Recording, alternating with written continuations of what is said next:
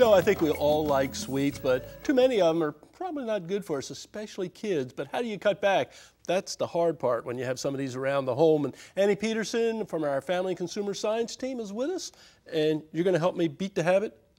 Yes, I'm going to try to. Yeah, you know, when I was a kid, we always had candy, a bowl of candy. My mother liked candy, but we didn't eat a whole lot of it. But I think the trend today is for kids to eat more, isn't it? Right, and it's very accessible. Like when you're in the grocery store, just think about your checkout line, about how many candies and different products they have available right there when you're trying to purchase your groceries. So if you have children with you sitting in the cart as you're checking out, of course they're going to want to grab the candy and the soda and the different products that are up there. That's right.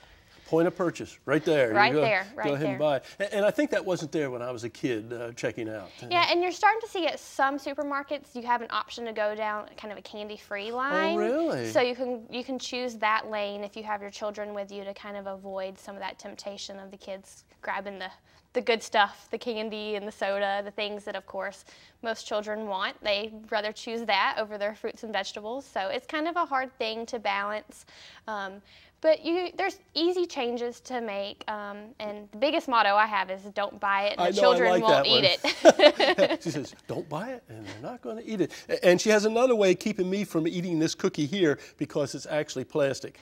It is. It's one of our food bottles. I guess I won't eat too many of those. But I have your whole list. But you have some of the things for comparison here, too. So why don't we start with that? Right, well, on my side of course, are these temptation things. Soda and cookies and cakes and even energy drinks these days are accounting for a lot of calories that kids consume and a lot of that excess weight gain that we want to avoid. Yeah, now that's things like this. Oh, that's a little pudding or something like that? Yeah, or chocolate ice cream, but even I like chocolate ice cream. Yeah, even pudding and different things like that have a lot of added sugar. So that's the whole key. You want to get away from the foods that have added sugars and kind of switch to more of the natural things. Mm-hmm. So we have our soda there, some cake. So talk about the natural things. Yeah, switching from soda to water or to low-fat milk or to 100% fruit juice. Even juice sometimes can be misleading. You'll see juice in the store that's a juice drink that really has a lot of added sugars and very little natural juice. So you would rather choose the 100% fruit juice. Also including fruits as your dessert instead of choosing those cakes and cookies and things as dessert. You want to make fruit your dessert every night with your meal to encourage those healthy eating habits for children. Now, is it hard to get kids to switch over to this here? I guess if you don't see the other stuff there and you're hungry or you want something a little sweet. Right. I believe that, you know, if that's the only thing in front of them, it's, you know, it gives them a better opportunity of trying those things. But yeah, if they've been used to eating a lot of sweets, it will be a little bit of a challenge to have them transition. But it's important to offer those healthier options and put them in front of them and encourage them to try them to kind of make those switches before they become adults and before those habits are really set in. Ingrained. Smaller portions. I have your list here. Smaller portions.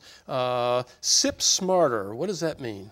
That's like we were talking about with the sodas, the added sugars and the sodas and the like Gatorade type products. You want to just make healthier options when you're thinking about your drinks, because drinks actually, if you drink the high sugar drinks, accumulate a lot of calories, extra calories into your diet. I see you have water, you have milk, and it looks like a cranberry juice or something, like grape juice or something over there for that.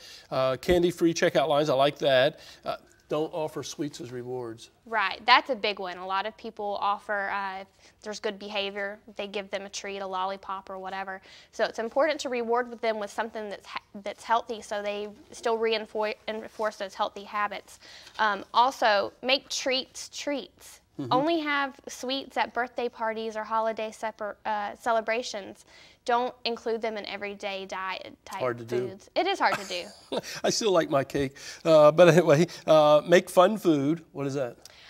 You could do different things with fruits and vegetables, like making maybe like a veggie pizza and putting different, you know, making like a smiley face. Or the same thing with fruit. You could maybe have a pancake for breakfast and make a smiley face with a banana and maybe some strawberries for the eyes. Just make it fun and creative and let the kids have some interaction with the foods that they eat. I know with our grandkids, we have broccoli and we pretend they're trees when we eat them, things like that. Suppose somebody needs some more information. Where can they go?